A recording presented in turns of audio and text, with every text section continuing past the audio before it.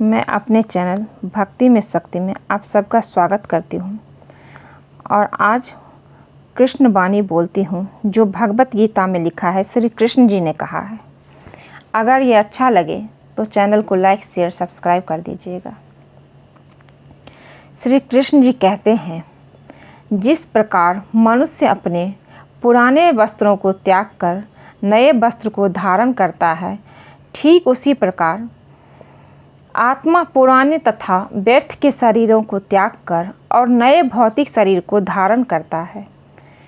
प्रत्येक व्यक्ति इस भौतिक शरीर रूपी रथ पर आरूढ़ है और बुद्धि इसका सारथी है, इसका मन इसका लगाम है तथा इंद्रियां घोड़े है।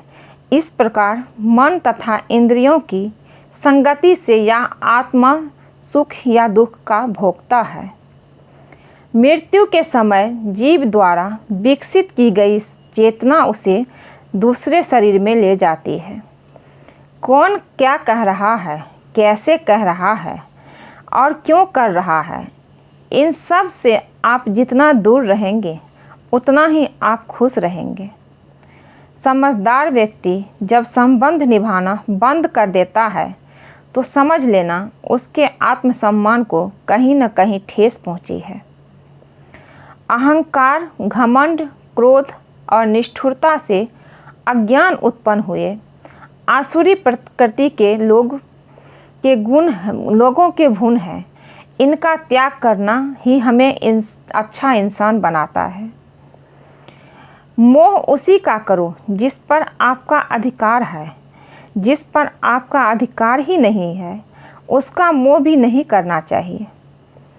विषयों वस्तुओं के बारे में सोचते रहने से मनुष्य को उनसे आसक्ति हो जाती है, इससे उनमें कामना यानी इच्छा पैदा होती है और कामनाओं में विघ्न आने से क्रोध की उत्पत्ति होती है। जितना हो सके खामोश रहना ही अच्छा है, क्योंकि सबसे ज़्यादा गुनाह इंसान से उसकी जुबान ही करवाती है। कृष्ण जी कहते हैं, हे अर्जुन, अपने परम भक्तों को जो हमेशा मेरा स्मरण या एक चित्त से मेरा पूजन करते हैं, मैं व्यक्तिगत रूप से उसके कल्याण का उत्तरदायित्व लेता हूँ।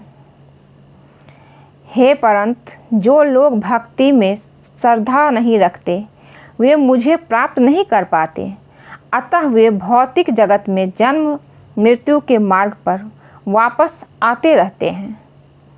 मौन सबसे अच्छा उत्तर है किसी ऐसे व्यक्ति के लिए जो आपके शब्दों को महत्व नहीं देता है। बदल जाओ वक्त के साथ या फिर वक्त बदलना सीखो। मजबूरियों को मत कोसो, हर हाल में चलना सीखो। किसी काम की चिंता करना ठीक है, पर चिंता इतनी भी नहीं करनी चाहिए कि वो काम ही बिगड़ जाए। अच्छी नीयत से किया गया काम कभी व्यर्थ नहीं जाता और उसका फल आपको ज़रूर मिलता है। मैं किसी का भाग्य नहीं बनाता, हर कोई अपना भाग्य खुद बनाता है और आप जो भी कर्म कर रहे हो उसका फल आपको कल प्राप्त होगा और आज जो आपका भाग्य है वो आपके द्वारा पहले से किए गए कर्मों का फल है।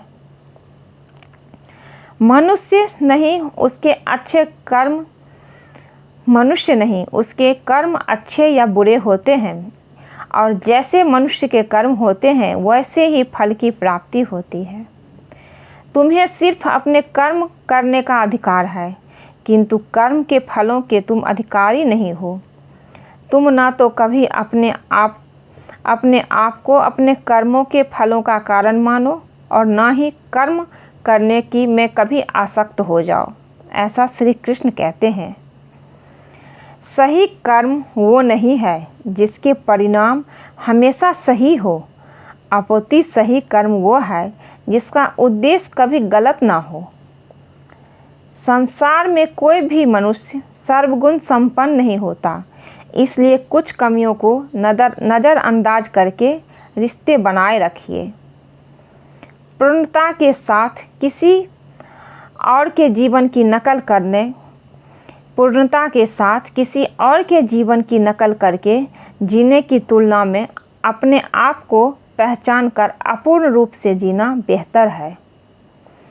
जब भविष्य धुंधला पड़ने लग जाए तो आपको अपने वर्तमान में ध्यान केंद्रित करने की आवश्यकता है।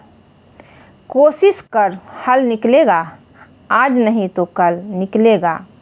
अर्जुन के तीर सा संग मरुस्थल से भी जल निकलेगा।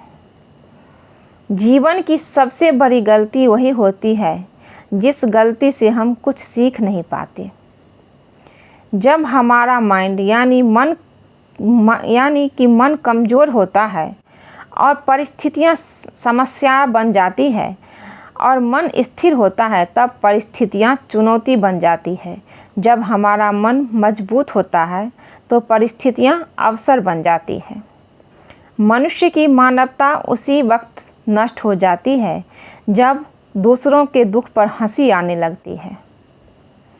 हे भारतवंशी, शरीर में रहने वाले का वध कभी नहीं होता, कभी नहीं किया जा सकता। अतः तुम्हें किसी भी जीव के लिए शोक करने की आवश्यकता नहीं है। समय यही सिखाता है कि ज़िंदगी किसी का इंतज़ार नहीं करती और ना ही किसी के लिए रुक सकती है। ज़िंदगी खेलती भी उसी के साथ है जो खिलाड़ी बेहतरीन होता है। दर्द सबके एक जैसे है मगर हौसले सबके अलग अलग है। कोई हताश होकर बिखर जाता है तो कोई संघर्ष करके निखर जाता है। मनुष्य अपने कर्मों से संभावित परिणामों से प्राप्त होने वाली विजय या पराजय, लाभ या हानि, प्रसन्नता या दुख इत्यादि के बारे में सोचकर चिंता से ग्रसित नहीं होना चाहिए। अगर ये वीडियो अच्छा लगे तो प्लीज़ मेरे चैनल को लाइक, शेयर, सब्सक्राइब